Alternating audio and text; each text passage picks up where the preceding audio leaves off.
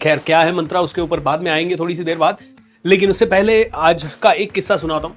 मेरा बेटा पिछले 10 दिनों से मुझे कह रहा था पापा यहाँ पे एक जादूगर आया हुआ है शहर में, and I really want to see that. आज संडे था, मैंने भी कल से आज का टाइम 2 दिन हम दोनों ने सिर्फ खेला। मैंने कोई पढ़ाई नहीं की, कुछ सीखा नहीं, कोई ऑफिस का काम नहीं किया, कोई ऑब्वियसली जो काम वगैरह था तो वीडियो रिकॉर्डिंग भी नहीं कर सकते थे। मॉर्निंग में भी मैं भी उसके साथ ही लेट उठ रहा था और पिछले 2 दिन से बस हम दोनों मस्ती कर रहे हैं। तो आज जादू का शो देखने गए और जादूगर का शो देखते समय एक से बढ़कर एक ट्रिक्स उन्होंने जादूगर ने जो बताई, दे वर लाइक वाओ। हर ट्रिक मतलब पता है कि वो हाथ की सफाई है, पता है कि वो कोई एक्चुअल जादू नहीं है। अगर होता तो वो जादूगर को वो शो करने की शायद जरूरत नहीं पड़ती।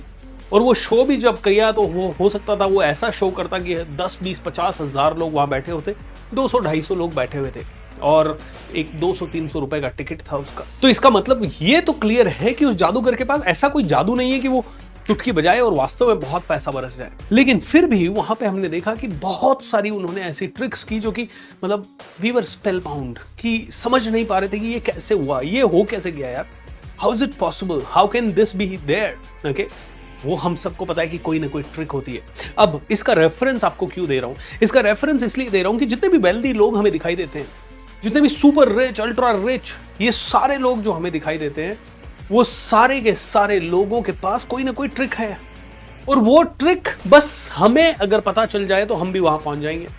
इनमें से कुछ छोटी छोटी ट्रिक्स हमने सीखी है ऑलरेडी, लेकिन उनमें से हर एक आदमी के पास कोई तो ट्रिक है।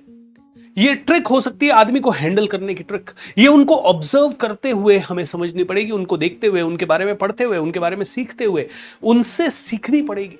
अगर वो जो जादूगर, उस जादूगर ने बताया कि भाई मैं 15 साल पहले से सीखना शुरू किया जादू और 15 साल से मैं प्रैक्टिस कर रहा हूं, तब ये कर पा रहा हूं, आप घर पे इसे मत ट्राई कीजिएगा। बच्चों ध्यान से सुन लो, इसे एकदम से ट्राई नहीं करना है। अब जब हम बात करते हैं रिस्क लीजिए, रिस्क लीजिए, रिस्क लीजिए, उस रिस्क को लेने की भी एक ट्रिक है, जो कि मतलब ऐसी ट्रिक है कि मतलब उसको समझाना बड़ा मुश्किल है। वो आपको सीखना ही पड़ेगा। आप जाके तुरंत अपनी जॉब छोड़ देंगे और कहेंगे मुझे तो कल से बिजनेसमैन बनना है, you are going to be in a very very big mess दोस्तों। So there is a trick. वो ट्रिक क्या है, सिखाना भी बड़ा मुश्किल है। वो सिखाने के लिए अगर आपको मुझसे वो सीखनी है तो या तो दिन रात आपको मेरे साथ रहना पड़ेगा और दिन रात आपको सीखना पड़ेगा मुझसे। अगर हमको मुकेश अंबानी से वो ट्रिक सीखनी है तो मुकेश अंबानी भी अगर इस सेमिनार को ले रहे होंगे तो वो यही कहेंगे, देखो बड़ा सोचो, बहुत बड़ा सोचो। लेकिन वो एक्चुअल में कितना बड़ा सोच रहे हैं, वो एक्चुअल में कितना ज्यादा फोकस्ड सोच रहे हैं, ये नहीं पता।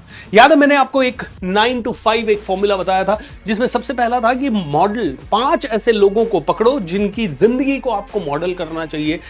मॉडलिंग में वो फायदा आपको पता चल सकता है, मॉडलिंग में वो मेंटल सिंटेक्स पता चल सकता है, वो सोचने का तरीका पता चल सकता है। इसको बोलते हैं NLP, neuro linguistic programming. Neuro linguistic programming का ये टूल है मॉडलिंग। इसके बारे में पढ़िएगा, इसके बारे में रिसर्च कीजिएगा। थोड़ा सा अगर बताऊं तो मॉडलिंग इज एग्जैक्टली आपको जिस भी आदमी की जैसा सोचना है। अगर आपको सितार बहुत अच्छा बनाना है तो पंडित रविशंकर जी या अनुष्का शर्मा जो है, उनको उनके सामने बैठना पड़ेगा, उनके सानिध्य में रहना पड़ेगा, देखना पड़ेगा उनको, उनसे सवाल पूछना पड़ेगा, उनसे समझना पड़ेगा कि जब वो सितार हाथ में लेते हैं तो उस समय उनकी थॉट क्या आती है, उस समय उनकी बॉडी लैंग्वेज क्या होती है, उस समय उनके इमोशंस कैसे होते हैं, उस समय वो जब आंख बंद करके सितार बजा रहे हैं तो उनके माइंड में क्या चल रहा है। वो चीज अगर हमें पता लग गई तो हम भी वैसा ही सितार बजा पाएंगे। एक बहुत ही बड़ा टैलेंटेड धनुर्धर था, मान लीजिए अर्जुन, मान लीजिए अब आज के जमाने का अर्जुन। अब उसको विश्व में ओलंपिक का गोल्ड मेडल जीतना था। वो बहुत प्रैक्टिस करता था, बहुत अच्छा बन रहा था, लेकिन फिर भी उसके पास कोई तरीका नहीं था जिससे कि वो गोल्ड मेडल जीत सके।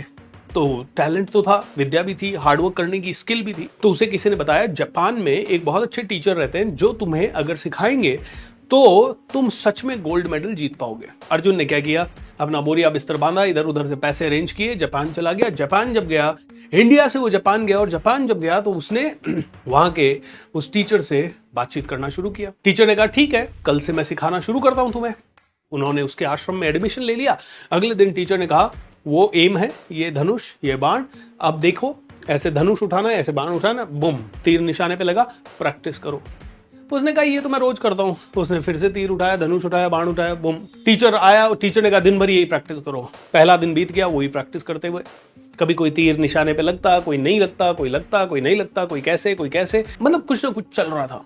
दूसरे दिन टीचर आया, फिर टीचर ने कहा एक काम कर, ऐसे उठा, ऐसे मार, बम, फिर से तीर निशाने पे। तीसरे दिन फिर टीचर ने ये कहा। 10वें दिन ये बंदा बोर हो गया, बोले क्या यार, ये तो एक भी चीज मुझे नई नहीं सिखा रहा, not even a single thing he is teaching me. ये जो रोज आते हैं, धनुष को पकड़ते हैं, बाण चढ़ाते हैं, छोड़ देते हैं, धनुष को पकड़ते हैं, बाण चढ़ाते हैं, छोड़ देते हैं, बस कहते हैं प्रैक्टिस करो। अरे यार, ये सीखने थोड़ी आया हूं, ये तो मैं बचपन से कर रहा हूं। मेरे को ट्रिक सीखनी है कि कैसे पकड़ना है, क्या पकड़ना है, बाण कैसे होगा, कितना खींचू, कितना नहीं खींचू, कौन सा इसकी विद्या है, कौन सा मंत्र है, मुझे वो सब सीखना है। मुझे ये थोड़ी धनुष उठाया, बाण उठाया, छोड़ो। ये टीचर ढंग से सिखाने वाला नहीं है। 11वें दिन इसने अपने बोरिया बिस्तर वापस बांधे, बोले मैं फालतू में आ गया इधर, लोग बेवकूफ है, मैं इससे बेटर तो इंडिया का ही टीचर मुझे सिखाता था। वो कहता था पहले दौड़ो, उसके बाद वो कहता था जंप करो, उसके बाद वो कहता था धनुष बाण उठाओ, उसके बाद वो हमें 100 200 राउंड मारता था, टफ से टफ कोई लक्ष्य देता था, और उसके बाद हम लोगों को बताता था कि ऐसा करना चाहिए, वैसा करना चाहिए। ये तो कुछ भी नहीं सिखा रहा है, फालतू आ गया मैं इतना पैसा खर्च करके, इतना टाइम खराब करके। 11वें दिन ये जाने लगा, ये जाके रेलवे स्टेशन पे बैठ गया।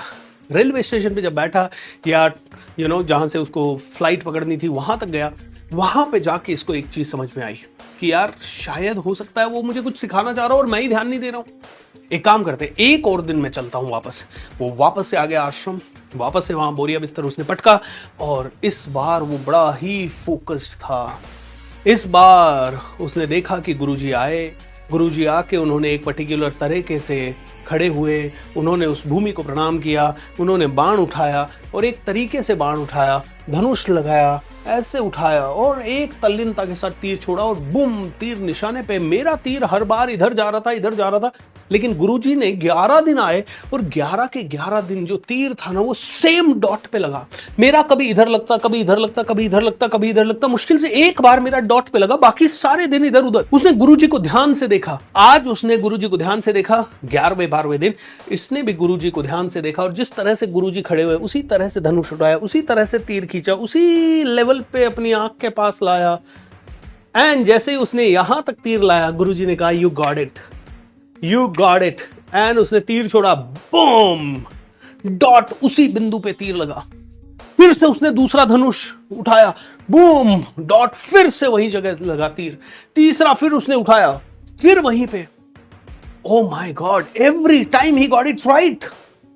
इसने कहा गुरुदेव, चरणों में गिर गया, गुरुदेव ये तो मेरे को, मतलब आपने जो दे दिया, दैट इज इनक्रेडिबल।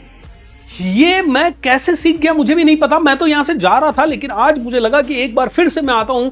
आपने मुझे 10 दिन से कुछ नहीं सिखाया था, आज मैंने ध्यान से आपको देखा। लेकिन मुझे ये बताइए, मैंने हर बार तीर छोड़ा तब वो निशाने पे लगा, जहां तक तो ठीक था, लेकिन मैंने जैसे ही धनुष उठाया और ऐसे बाण खींचा, आपने तुरंत बोल दिया boom, it is going to be bang on the aim. आपको मेरा बाण छोड़ने से पहले कैसे समझ में आया? तो गुरुदेव ने कहा बेटा, सक्सेस के लिए साइकोलॉजी चाहिए, सक्सेस के लिए एक प्रॉपर तरीके का फॉर्मूला चाहिए, इसके लिए एक प्रॉपर तरीके की स्किल चाहिए। ऐसे ही धनुष और बाण उठाने के लिए जिस तरह से इस बार तुमने बाण उठाया, जिस बॉडी लैंग्वेज में उठाया, जिस तरह से तुम्हारा बाण पकड़ा हुआ था, धनुष पकड़ा हुआ था, तुम्हारी आंखें थी, तुम्हारी गर्दन जिस लेवल पे थी, हर चीज कम्युनिकेट करती है कि अब तीर निशाने पे लगेगा या नहीं, तीर निशाने पे लग रहा है या नहीं लग रहा, that is just a result. अगर कॉज सही है तो इफेक्ट हमेशा सही होगा। जो हम लोगों को सीखने को मिल रहा है आज, ये वेल्थ क्रिएशन के लिए वो जादूगर के पास ट्रिक है, वो इस बहुत बड़े विद्वान टीचर के पास एक ट्रिक है।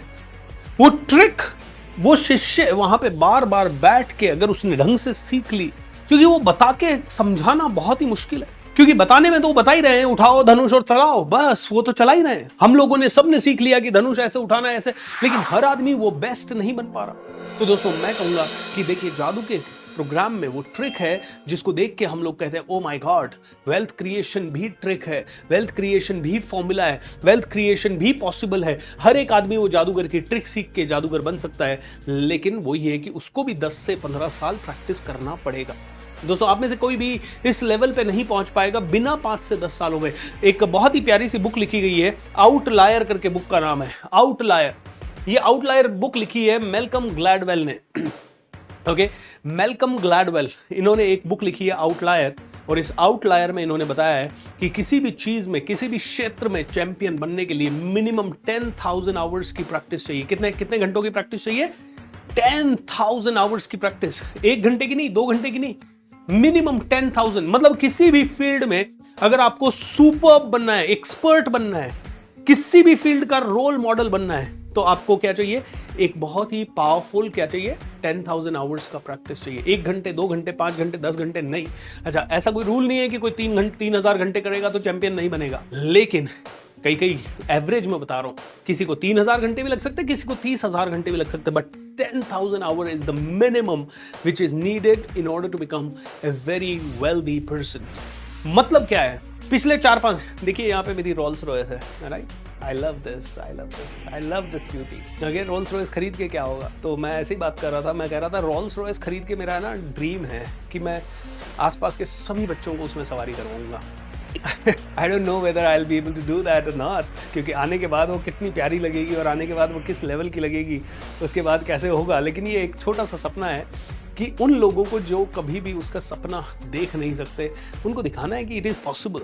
मेरा रोल्स रॉयस खरीदने का ये पर्पज़ नहीं है कि मैं उस गाड़ी में घूमूं और दिन रात चलाता रहूं। मुझे तो गाड़ी चलाने का शौक ही नहीं है। In fact I don't love driving at all until unless it is like कोई एडवेंचर ट्रिप पे हम जा रहे हैं, पूरा फ्री माइंड से जा रहे हैं। I want that car so that I can prove to the world, to myself, that whatever I aim can be achieved, no matter what happens. Channel को सब्सक्राइब नहीं किया है तो कर लीजिए यार, दैट इज वेरी इंपॉर्टेंट। सो हम लोग वेल्थ क्रिएशन के ऊपर बात कर रहे हैं कि इसका एक फॉर्मूला होता है और ये फॉर्मूला हम सबको सीखना है। ये फॉर्मूला अलग अलग फील्ड का अलग अलग हो सकता है। एक म्यूजिशियन के लिए अलग हो सकता है, एक ट्रेनर के लिए अलग हो सकता है, एक इंडस्ट्रियलिस्ट के लिए अलग हो सकता है, एक एक्सपोर्टर के लिए अलग हो सकता है, एक IT स्पेशलिस्ट के लिए अलग हो सकता है, बट बेस बहुत सिंपल है। तो आज हमें देखना है 4 बेसिक तरीके। ओके, मतलब अगर आप में से कोई भी रिच बनना चाहता है तो ये 4 ही तरीके हैं। पहला तरीका है सेविंग। आप बहुत सारी सेविंग करो, और सेविंग में हमने फॉर्मूला बना दिया 40, 20, 10, 10, 10, 5 एंड 5। ये पहला तरीका हो गया, सेव करो। अच्छा, ये तरीका तो खैर अपनाना ही है, हमें से हर एक को ये अपनाना है। सो पहला तरीका है रिच बनने का, to save lot of money. दूसरा तरीका क्या है? To become an expert. ये 4 ही तरीके हैं रिच बनने के। टू बिकम एन एक्सपर्ट, आप किसी एक चीज के एक्सपर्ट बन जाओ, कोई भी एक चीज के। आप एक बहुत अच्छे लॉयर बन जाइए, एक बहुत अच्छे डॉक्टर बन जाइए, आप एक बहुत ही ज़बरदस्त डांसर बन जाइए, फिल्म स्टार बन जाइए, मिमिक्री आर्टिस्ट बन जाइए, आप सुनील ग्रोवर की तरह बहुत अच्छे कॉमेडियन या कपिल शर्मा की तरह बहुत अच्छे कॉमेडियन बन जाइए। मतलब किसी भी एक फील्ड के आप सुपर बन जाओ, एक्सपर्ट बन जाओ, और फिर दुनिया आपके आगे पीछे घूमेगी। Okay, that is the second way to become wealthy. I love this the most actually, लेकिन इसमें बहुत काम है, बहुत मेहनत है। ये हर कोई नहीं बन सकता। हर कोई बनना चाहे तो उसके लिए उतना सेक्रीफाइस करने के लिए हर किसी में हिम्मत नहीं होती। इनफैक्ट जितने भी एक्सपर्ट्स हैं उन सभी की कहानी सुनोगे आप तो उनमें से 98% लोग ऐसे हैं जिनको अपनी इस विद्या के लिए सब कुछ छोड़ना पड़ा, सब कुछ दाव पे लगाना पड़ा। Just for example Neeraj Chopra का एग्जाम्पल लेते हैं, जिन्होंने अभी गोल्ड मेडल जीता हमारे देश के लिए ओलंपिक में। अब वो बंदा जब 7-8 साल का होगा तब से उसने जेवलिन थ्रो का प्रैक्टिस किया होगा, भाला फेंक प्रतियोगिता का प्रैक्टिस किया होगा। कितने घंटे की प्रैक्टिस, और वो भी कितने सालों की प्रैक्टिस, कितने घंटों की, कितने सालों की, और कितने फोकस के साथ, और किस तरह के स्ट्रिक्ट एनवायरनमेंट में, जहां दोस्तों से आप मिल नहीं सकते, दोस्तों के पास बार बार जा नहीं सकते, घर आप बार बार जा नहीं सकते। आपको मतलब बहुत बहुत मेंटल फोकस, बहुत ही ज्यादा मेंटल फोकस की जरूरत है। Can you imagine this? So you need to give an extreme mental focus and then you can become wealthy in this area. Okay, whichever area, like you want to become a doctor, आपको heart specialist बनना है और world का best बनना है, दुनिया का best बनना है, या इंडिया का बेस्ट बनना है, you might need to give at least 10 to 15, 20 years of extreme hard work to this। क्योंकि पहले 5 साल तो आपकी MBBS की तैयारी चलती है, फिर 3-4 साल का आपका कॉलेज चलता है, फिर 6 साल का आपका PG चलता है, मतलब 10 साल की पढ़ाई, 3-4 साल का एंट्रेंस, एंड उसके बाद एक्सपर्ट बनने के लिए 8-10 साल हो, 25 साल आपको मिनिमम देने पड़ेंगे। ओके, एक्सपर्ट लॉयर बनने के लिए, हरीश साल्वे बनने के लिए, या राम जेठमलानी बनने के लिए, it's a long journey, right? It takes a lot of guts, lot of time, lot of practice, lot of sacrifice. Then you can become wealthy. The third way is to become a high level executive. High level executive का मतलब क्या होता है? CEO बनना किसी company में, CXO बनना, CIO बनना, मतलब high level executive. You are not becoming an entrepreneur but you are becoming an executive in the company. And the CEO, Sundar Pichai हो गया, सत्या नाडेला जी हो गए, या जो भी बड़े से बड़े सीईओज हैं बड़ी बड़ी कंपनीज के, they all are making good money, right, and they are very wealthy. वो लोग एक कंपनी से निकल भी जाते हैं तो दूसरी कंपनियां उनको लेने के लिए हमेशा तैयार बैठी रहती है. They are extremely wealthy people. उनकी बात गवर्नमेंट को भी सुननी पड़ती है, मोदी जी जैसे लोगों को भी उनसे मिलना पड़ता है, ताकि they are able to decide the GDPs and everything. High paying executive. So let me tell you one thing. आप में से कई लोगों के माइंड में अगर ये छप चुका है सिर्फ कि जॉब से ही बिजनेस से ही आगे बढ़ा जा सकता है, it's absolutely wrong. Okay, this is also a great way. This is also an incredible way, and this is also an incredible way. There are many people जो कि अच्छी जॉब में है, 2 लाख 3 लाख रुपए कमा रहे हैं, but by the time they reach 50, they are incredible in this process and they become very wealthy. मैं ऐसे कम से कम 50 लोगों को ऐसे जानता हूँ जो कि मतलब जितने भी मेरे क्लोज सर्कल में है, जो कि शायद 2-3 लाख 4 लाख रुपए कमा रहे थे, लेकिन उन्होंने 10-20 सालों तक इस लेवल का सेविंग वगैरह किया कि किसी भी अच्छे बिजनेसमैन से ज्यादा पैसा आज उनके पास है. So this is also a great way and this is also a great way. यहाँ पे चाहिए एक्सट्रीम डिसिप्लिन, यहाँ पे चाहिए extreme level of like focus, attention and this. यहाँ पे चाहिए स्मार्टनेस. यहाँ पे चाहिए कि वो जो भीड़ चल रही है उस भीड़ में हम आगे कैसे बढ़ें, कैलकुलेशंस कैसे करें, अपनी कंपनी को कैसे जिताएं. नंबर गेम चाहिए यहाँ पे नंबर, यहाँ पे हार्ट, यहाँ पे डिसिप्लिन. Okay? हालांकि डिसिप्लिन तो सभी जगह चाहिए. And the fourth way to become rich is becoming an entrepreneur. Entrepreneur means having an idea and making that idea very big. सिर्फ बिजनेस व्यापार खोलना नहीं है. हमें बिजनेस खोलने का मतलब वो लोग समझ लेते हैं दुकान खोल लेते हैं, छोटी रेडी लगाते हैं, कुछ भी कर लेते हैं, वो बिजनेस नहीं. वहां से रिच बनना बड़ा मुश्किल है. एंटरप्रेन्योर कौन होता है? जो मल्टीप्लिकेशन में काम करता है, जो मल्टीप्लाई करना जानता है, हर चीज को मल्टीप्लाई करना जानता है. एंटरप्रेन्योर वो होता है जो मैं कोर्स लेता हूँ पूरा का पूरा स्टार्टअप पे है, how to create a startup, जहां पे मैं स्ट्रिक्टली बताता हूँ दुकान नहीं खोलनी है. ठीक है, कोई भी दुकान या कोई छोटा मोटा, लोग कहते हैं बिजनेस के नाम पे यहाँ साड़ी सेंटर खोल लेते हैं, ये खोल लेते हैं, केक शुरू कर देते हैं, वो कर देते हैं, वो सब मजदूर बनने के धंधे हैं. मजदूर नहीं बनना है, हमें एंटरप्रेन्योर बनना है. एंटरप्रेन्योर कौन होता है? जो मैक्सिमाइजेशन करना जानता है, जिसने एक छोटा सा आइडिया उठाया और उस आइडिया से वो फैलना जानता है, उस आइडिया को फैलाना जानता है. वो मार्केटिंग में एक्सपर्ट होता है, वो बड़ी सोच में एक्सपर्ट होता है, वो लोगों को ट्रेन करने में एक्सपर्ट होता है, वो लोगों से काम करवाने में एक्सपर्ट होता है. एंटरप्रेन्योर बनना है. Now, these are the 4 powerful ways to become rich. Okay? Now, दोस्तों, ये चारों में से हमने आज तक जो भी बात किया, सेविंग के ऊपर बात कर लिया था हमने, बहुत अच्छे से बात कर लिया. आप में से कई लोगों ने इसके ऊपर भी कि बिजनेस बना लो बात कर लिया. हाई लेवल एग्जीक्यूटिव बनने पे हमने बात नहीं किया. ये आज मैं इसलिए कवर कर रहा हूं because I don't want you to think कि आप जॉब में रिच नहीं बन सकते. अगर आप जॉब में भी CEO लेवल पे, CIO लेवल पे, CXO लेवल पे, वाइस प्रेसिडेंट लेवल पे, डायरेक्टर लेवल पे, या कोई भी बड़ी कंपनी के किसी भी अच्छे लेवल पे पहुंच जाए ना, I think you all can really reach there. मैं आपको एग्जांपल देता हूं मेरे ex boss mister Rohit Jaiswal का. मैं जब कोलगेट पामोलिव कंपनी में काम करता था बहुत साल पहले, आज से 2002 में मेरी पहली नौकरी लगी थी, 2003 में आई थिंक, हाँ 2003 में मैं कोलगेट पामोलिव में गया. मैं रात को दिल्ली से ट्रैवल करके आया, तो मैं दिन में घर पे थोड़ा सोया. 12-1 बजे मैं घर से निकला, 2 बजे मैं अपने ऑफिस पहुंचा. ऑफिस क्या होता था, जितने भी डिस्ट्रीब्यूटर पॉइंट होते थे कोलगेट पामोलिव के, वो ऑफिस होते थे. वहाँ मैं पहुँचा तो रोहित जायसवाल जी, पहली बार मेरा मुलाकात हुई. कहाँ है भूपेंद्र? ये आप भूपेंद्र हो? मैंने कहा आज से ज्वाइन किया. हाँ, तो ये कितने बजे आए हो आप ऑफिस में? 3 बजे. ये 3 बजे आने का टाइम है? मैंने कहा सर 3 बजे मतलब मैं रात भर ट्रैवल कर रहा था. सो व्हाट, आदत डालो अब रात भर ट्रैवल करने की और दिन में काम करने की. I do not like people who travel, या जो दिन वेस्ट कर देते हैं सिर्फ इसलिए क्योंकि उनको ट्रैवल. स्लीपर कोच में जाओ, रात को जागते हुए जाओ, सोते हुए जाओ, आई डोंट केयर. मैं बड़ा डर गया, घबरा गया. मैंने कहा यार ये कैसा बॉस है, जल्लाद है या बॉस है? क्योंकि रात को मैं सोऊं ना और दिन में आ जाऊं सुबह 9 बजे. बोला ऑफिस का टाइम 9 बजे का है. बोले you, and I am so blessed कि मुझे इतना स्ट्रिक्ट बॉस मिला पहले ही दिन. एंड यू नो व्हाट, उसके बाद से I worked in that company for 2.5 years. 2-2.5 सालों में रात को हमेशा ट्रैवल जब भी किया, रात को किया. इनफैक्ट मेरा महीने में 20 दिन का ट्रैवल होता था.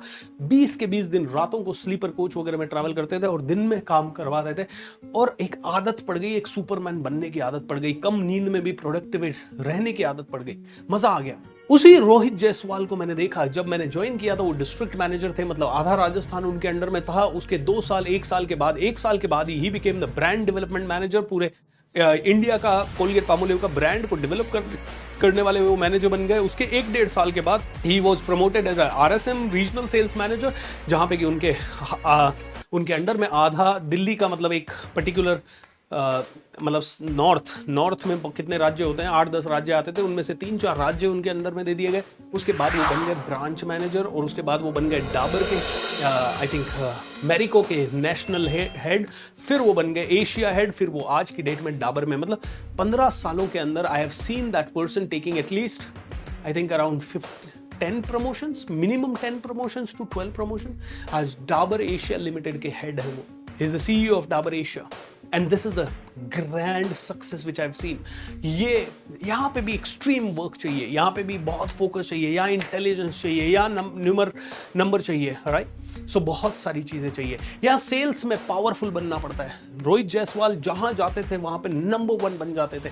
I have never seen a manager like him in my life. मेरे को इतना powerful manager and I am so blessed कि मुझे उनके अंडर में 2 साल काम करने का मौका मिला। He was a fire, a young guy, dynamic and a fire। दोस्तों यहाँ सेल्स एंड नंबर्स में बहुत फोकस होना चाहिए। आप में भी अगर आपको इस लेवल पे ग्रोथ चाहिए ना, सेल्स एंड नंबर में फोकस चाहिए।